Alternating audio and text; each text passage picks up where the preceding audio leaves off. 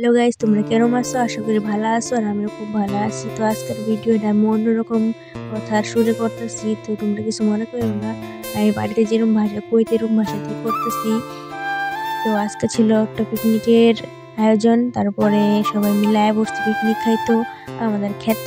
তারপর ভাইয়ের নিয়ে একটু কিছু করলাম, ভাইয়ের জানালে হয় না। আর বক্সটা দেখছো, হাই কোয়ালিটির বক্স, যেরকম পিকনিক তেরকম বক্স বানাইছে। যাই হোক, তারপরে আমার দেশে সবজি কাটতো, আমি আর কি সবজি কাটবাম। তো তাও সামনে দেখাইলাম যে না, আমি কাম করতে পারি না, তো আমার বাদ গেলে কুটা দিব, আরো তুই কাম করস না একটাও।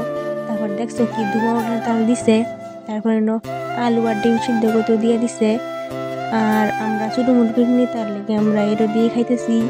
পরে একবার বড় করে খাইয়াম। তারপর আমি কী করাম না করাম বুঝতে পাইতেছিলাম না।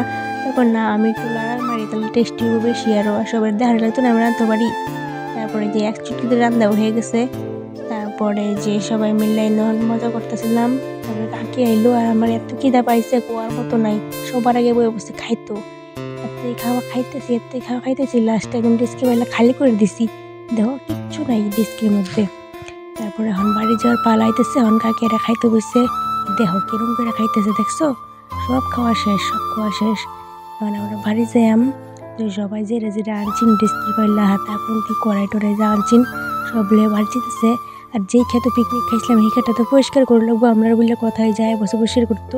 তো ভিডিওটা ভালো লাগলে লাইক কমেন্ট সাবস্ক্রাইব করে দিও। Tata, by.